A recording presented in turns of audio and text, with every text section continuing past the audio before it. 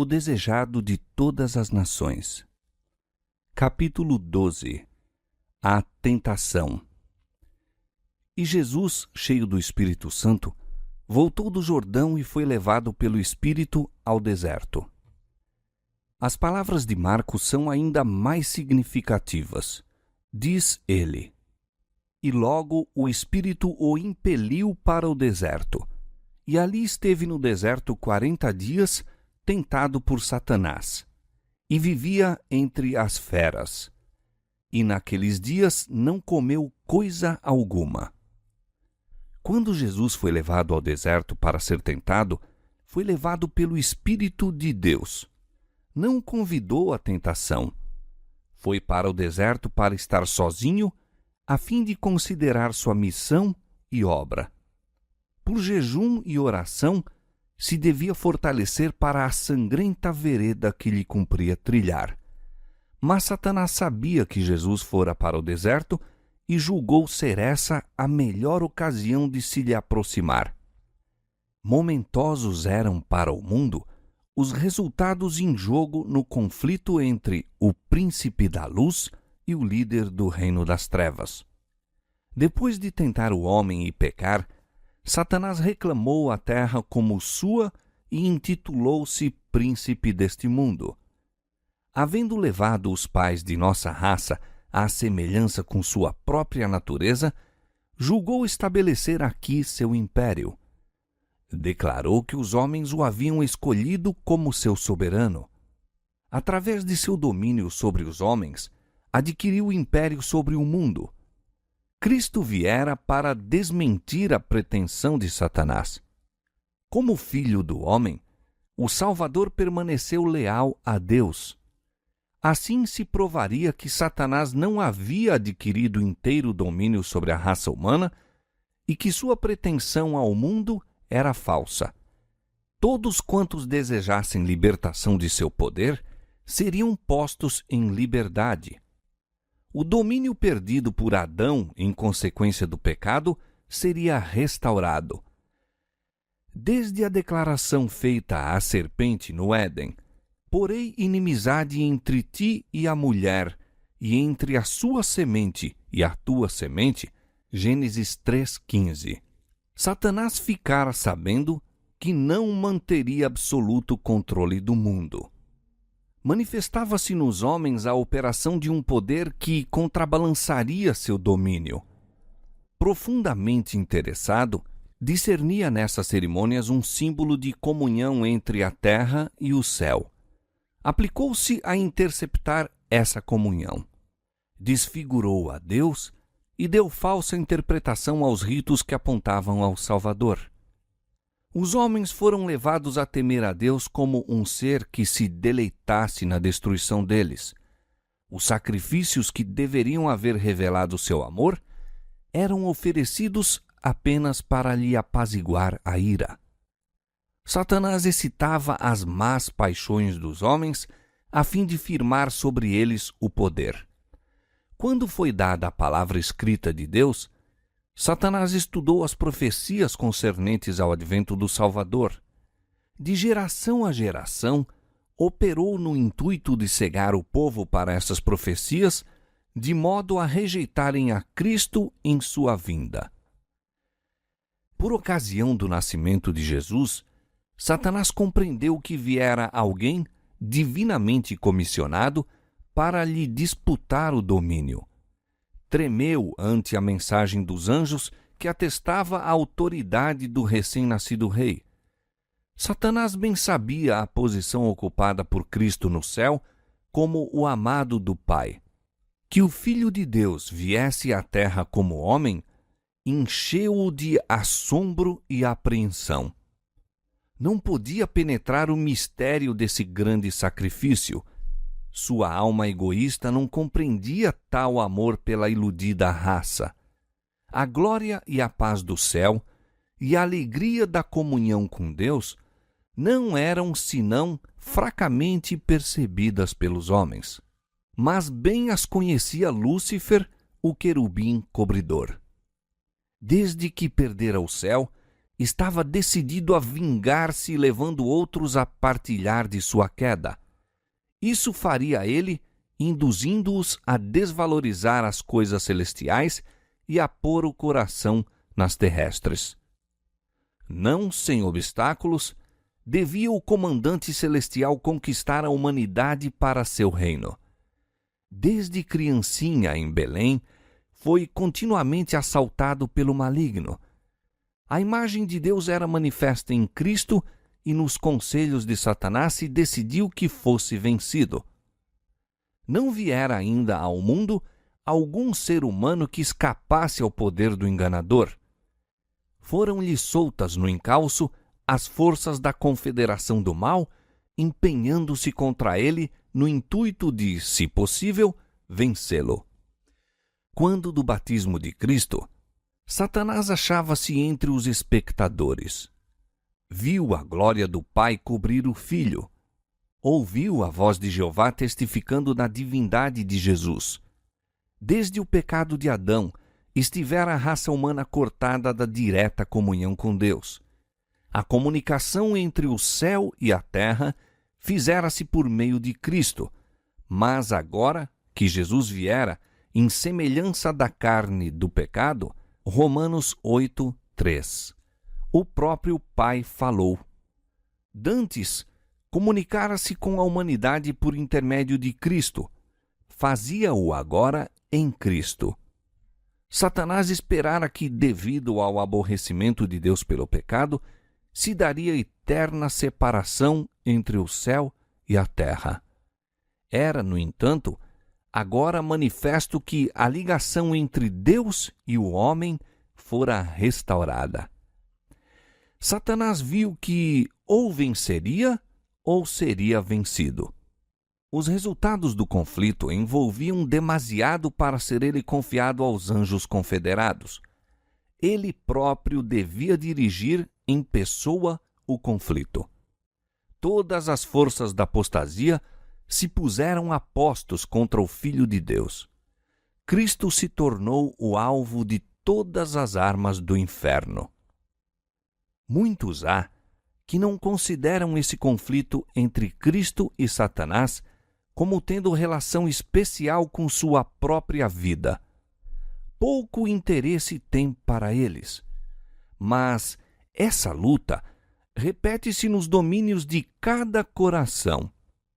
Ninguém abandona jamais as fileiras do mal para o serviço de Deus sem enfrentar os assaltos de Satanás. As sedutoras sugestões a que Cristo resistiu foram as mesmas que tão difícil achamos vencer. A pressão que exerciam sobre ele era tanto maior quanto seu caráter era superior ao nosso. Com o terrível peso dos pecados do mundo sobre si, Cristo suportou a prova quanto ao apetite, o amor do mundo e da ostentação que induz à presunção. Foram essas as tentações que derrotaram Adão e Eva e tão prontamente nos vencem a nós. Satanás apontara o pecado de Adão como prova de que a lei de Deus era injusta e não podia ser obedecida. Cristo devia redimir em nossa humanidade a falha de Adão. Quando este fora vencido pelo tentador, entretanto, não tinha sobre si nenhum dos efeitos do pecado. Encontrava-se na pujança da perfeita varonilidade, possuindo o pleno vigor da mente e do corpo. Achava-se circundado das glórias do Éden e em comunicação diária com seres celestiais. Não assim quanto a Jesus, quando penetrou no deserto para medir-se com Satanás. Por 4.000 anos estivera a raça a decrescer em forças físicas, vigor mental e moral, e Cristo tomou sobre si as fraquezas da humanidade degenerada. Unicamente assim podia salvar o homem das profundezas de sua degradação. Pretendem muitos que era impossível Cristo ser vencido pela tentação. Neste caso, não teria sido colocado na posição de Adão. não poderia haver obtido a vitória que aquele deixara de ganhar. Se tivéssemos, em certo sentido, um mais probante conflito do que teve Cristo, então ele não estaria habilitado para nos socorrer. Mas nosso Salvador se revestiu da humanidade com todas as contingências da mesma. Tomou a natureza do homem com a possibilidade de ceder à tentação. Não temos que suportar coisa nenhuma que ele não tenha sofrido. Para Cristo, como para o santo par no Éden, foi o apetite o terreno da primeira grande tentação. Exatamente onde começara a ruína, deveria começar a obra de nossa redenção. Como pela desobediência com o apetite caíra Adão, assim, pela negação do mesmo, devia Cristo vencer. E tendo jejuado 40 dias e 40 noites, depois teve fome. E chegando-se a ele o tentador, disse: Se tu és o Filho de Deus, manda que estas pedras se tornem em pães. Ele, porém, respondendo, disse: Está escrito, nem só de pão viverá o homem, mas de toda a palavra que sai da boca de Deus. Do tempo de Adão ao de Cristo, a condescendência própria havia aumentado o poder dos apetites e paixões, tendo eles domínio quase ilimitado. Os homens se haviam aviltado e ficado doentes, sendo-lhes de si mesmos impossível vencer. Cristo venceu em favor do homem pela resistência à severíssima prova. Exercitou, por amor de nós, um autodomínio mais forte que a fome e a morte. E nessa vitória estavam envolvidos outros resultados que entram em todos os nossos conflitos com o poder das trevas. Quando Jesus chegou ao deserto, estava rodeado da glória do Pai. Absorto em comunhão com Deus, foi erguido acima da fraqueza humana. Mas a glória afastou-se e ele foi deixado a lutar com a tentação. Ela o apertava a todo instante. Sua natureza humana recuava do conflito que o aguardava. Durante 40 dias jejuou e orou. Fraco e emagrecido pela fome, macilento e extenuado pela angústia mental, o seu parecer estava tão desfigurado, mais do que o de outro qualquer, e a sua figura mais do que a dos outros filhos dos homens. Isaías 52, 14. Era então a oportunidade de Satanás. Julgou poder agora vencer a Cristo.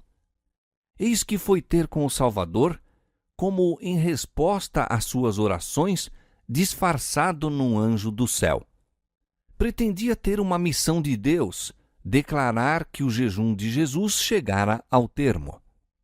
Como Deus enviara um anjo para deter a mão de Abraão de oferecer Isaque, assim, satisfeito com a prontidão de Cristo para entrar na sangrenta vereda, o Pai mandara um anjo para o libertar.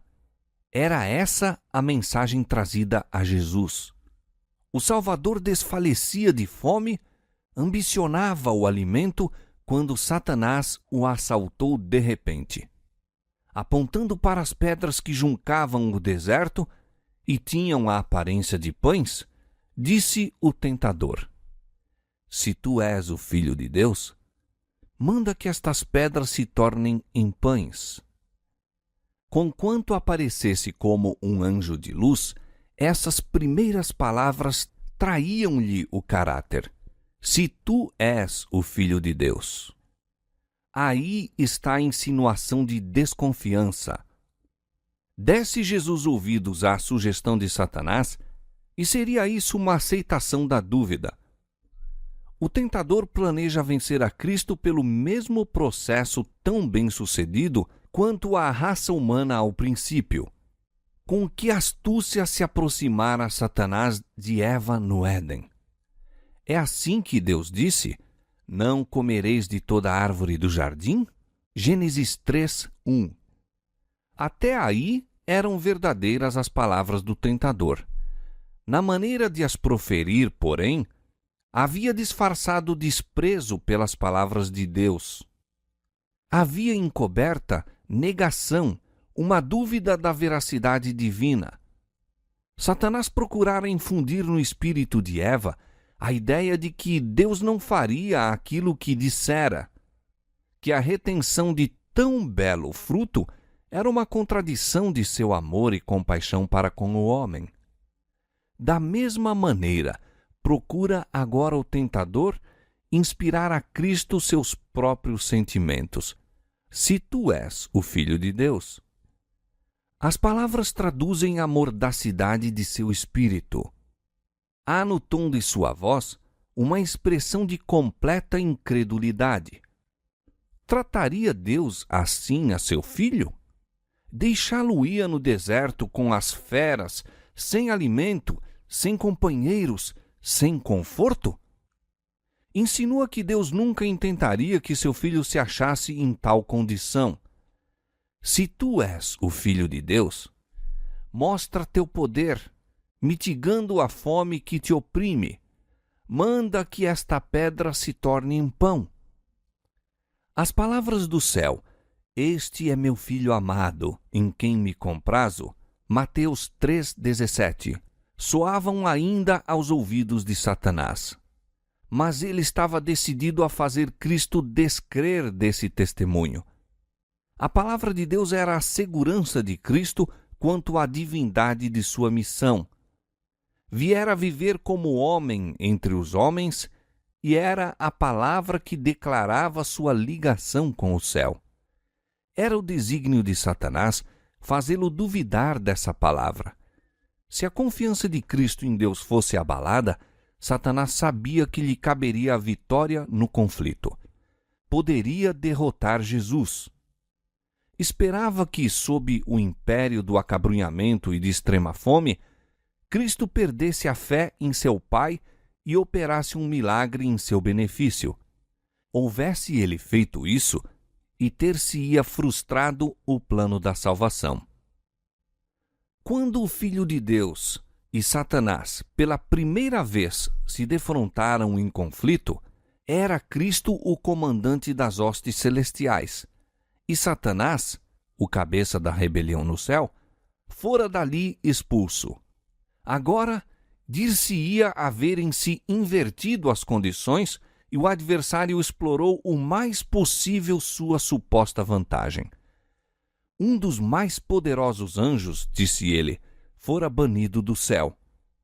A aparência de Jesus indicava ser ele aquele anjo caído, abandonado de Deus e desamparado dos homens. Um ser divino devia ser capaz de comprovar sua pretensão mediante um milagre. Se tu és o Filho de Deus, manda que estas pedras se tornem em pães. Tal ato de poder criador, insiste o maligno, seria concludente prova de divindade. Isto poria termo à contenda. Não foi sem luta que Jesus pôde escutar em silêncio o arqui-enganador. O Filho de Deus, no entanto, não devia provar sua divindade a Satanás ou explicar-lhe a causa de sua humilhação. Atendendo às exigências do rebelde, não se conseguiria coisa alguma para o bem do homem ou a glória de Deus. Houvesse Cristo acedido às sugestões do inimigo, e Satanás teria dito ainda: mostra-me um sinal para que eu creia que és o Filho de Deus. A prova teria sido inútil para quebrar o poder da rebelião no coração dele, e Cristo não devia exercer poder divino em seu próprio benefício. Viera para sofrer a prova como nos cumpre a nós fazer, deixando-nos um exemplo de fé e submissão.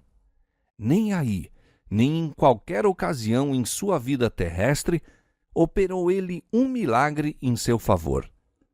Suas maravilhosas obras foram todas para o bem dos outros. Se bem que Cristo reconhecesse Satanás desde o princípio, não foi incitado a entrar com ele em discussão.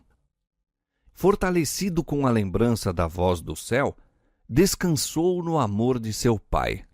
Não parlamentaria com a tentação. Jesus enfrentou Satanás com as palavras da Escritura. Está escrito, disse ele. Em toda tentação, sua arma de guerra era a palavra de Deus. Satanás exigia de Jesus um milagre como prova de sua divindade. Mas alguma coisa maior que todos os milagres, uma firme confiança num "assim diz o Senhor", era o irrefutável testemunho. Enquanto Cristo se mantivesse nessa atitude, o tentador nenhuma vantagem poderia obter. Era nas ocasiões de maior fraqueza que assaltavam a Cristo as mais cruéis tentações. Assim pensava Satanás prevalecer. Por esse método, obtivera a vitória sobre os homens. Quando a resistência desfalecia, a força de vontade se debilitava e a fé deixava de repousar em Deus, então eram vencidos os que se haviam há muito e valorosamente mantido ao lado do direito. Moisés achava-se fatigado pelos 40 anos da peregrinação de Israel, quando, por um momento, sua fé deixou de se apoiar no infinito poder. Fracassou exatamente no limiar da terra prometida. O mesmo quanto a Elias, que se mantivera diante do rei Acabe, que enfrentara toda a nação de Israel com os 450 profetas de Baal à sua frente. Depois daquele terrível dia sobre o Carmelo, em que os falsos profetas haviam sido mortos e o povo declarara sua fidelidade a Deus, Elias fugiu para salvar a vida diante das ameaças da idólatra Jezabel. Assim se tem Satanás aproveitado da fraqueza da humanidade. E continuará a operar deste modo. Sempre que uma pessoa se encontra rodeada de nuvens, perplexa pelas circunstâncias ou aflita pela pobreza e a infelicidade, Satanás se acha a postos para tentar e aborrecer. Ataca nossos pontos fracos de caráter. Procura abalar nossa confiança em Deus, que permite existir em tais condições. Somos tentados a desconfiar de Deus, por em dúvida seu amor. Frequentemente o tentador vem a nós, como foi a Cristo, apresentando nossas fraquezas e enfermidades. Espera desanimar-nos a alma e romper nossa ligação com Deus. Então está seguro de sua presa. Se o enfrentássemos como Jesus fez, haveríamos de escapar a muita derrota. Parlamentando com o inimigo, damos-lhe vantagem. Quando Cristo disse ao tentador, nem só de pão viverá o homem, mas de toda palavra que sai da boca de Deus, repetiu as mesmas palavras que mais de 1400 anos atrás ele dissera a Israel. O Senhor teu Deus te guiou no deserto estes 40 anos, e te humilhou, e te deixou ter fome, e te sustentou com o maná que tu não conheceste, nem teus pais o conheceram, para te dar a entender que o homem não viverá só de pão, mas de tudo o que sai da boca do Senhor viverá o homem.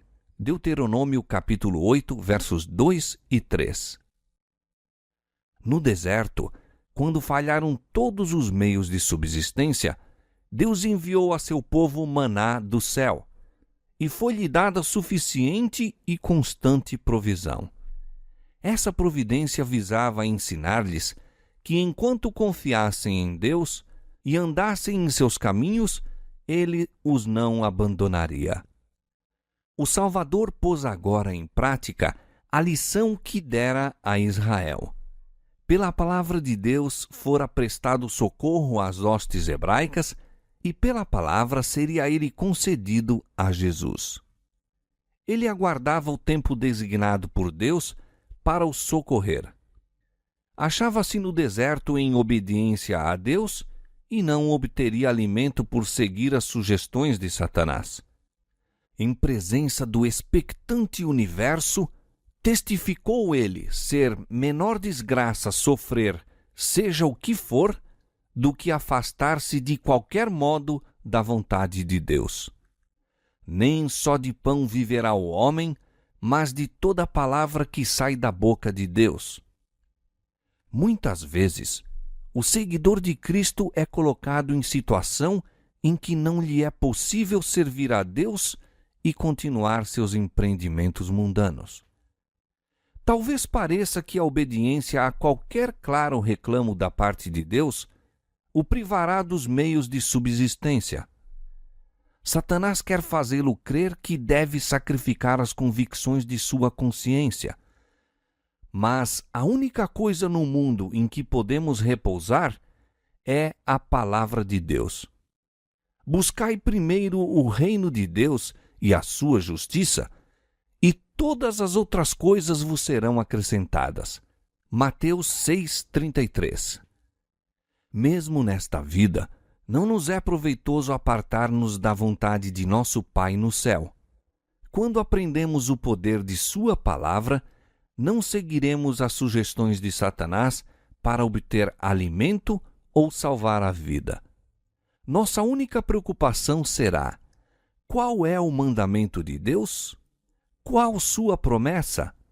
Sabendo disso, obedeceremos ao primeiro e confiaremos na segunda. Na última grande batalha do conflito com Satanás, os que são leais a Deus hão de ser privados de todo o apoio terreno. Por se recusarem a violar-lhe a lei em obediência a poderes terrestres, ser-lhes-á proibido comprar ou vender. Será afinal decretada a morte deles.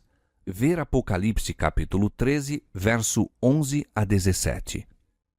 Ao obediente, porém, é dada a promessa: este habitará nas alturas. As fortalezas das rochas serão o seu alto refúgio, o seu pão lhe será dado, as suas águas são certas. Isaías capítulo 33, verso 16. Por essa promessa viverão os filhos de Deus. Quando a terra estiver assolada pela fome, serão alimentados. Não serão envergonhados nos dias maus, e nos dias de fome se fartarão. Salmo 37, 19. Daquele tempo de angústia, prediz o profeta Abacuque, e suas palavras exprimem a fé da igreja. Portanto, ainda que a figueira não floresça, nem haja fruto na vide, o produto da oliveira minta e os campos não produzam mantimento, as ovelhas da malhada sejam arrebatadas, e nos currais não haja vacas, todavia eu me alegrarei no Senhor, exaltarei no Deus da minha salvação. Abacuque capítulo 3, versos 17 e 18. De todas as lições a serem aprendidas da primeira grande tentação de nosso Senhor, nenhuma é mais importante do que a que diz respeito ao controle dos apetites e paixões. Em todos os séculos, as tentações mais atraentes à natureza física têm sido mais bem-sucedidas em corromper e degradar a humanidade. Satanás opera por meio da intemperança para destruir as faculdades mentais e morais concedidas por Deus ao homem como inapreciável dom. Assim se torna impossível ao homem apreciar as coisas de valor eterno. Através de condescendências sensuais, busca ele apagar na alma todo traço de semelhança com Deus. As irrefreadas satisfações da inclinação natural e a consequência enfermidade e degradação que existiam ao tempo do primeiro advento de Cristo dominarão de novo com intensidade agravada antes de sua segunda vinda. Cristo declara que as condições do mundo serão como nos dias anteriores ao dilúvio e como em Sodoma e Gomorra. Todas as imaginações dos pensamentos do coração serão más continuamente. Vivemos mesmo ao limiar daquele terrível tempo E a nós convém a lição do jejum do Salvador.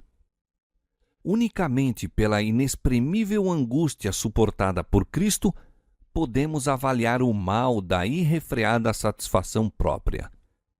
Seu exemplo nos declara que nossa única esperança de vida eterna é manter os apetites e paixões sob sujeição à vontade de Deus.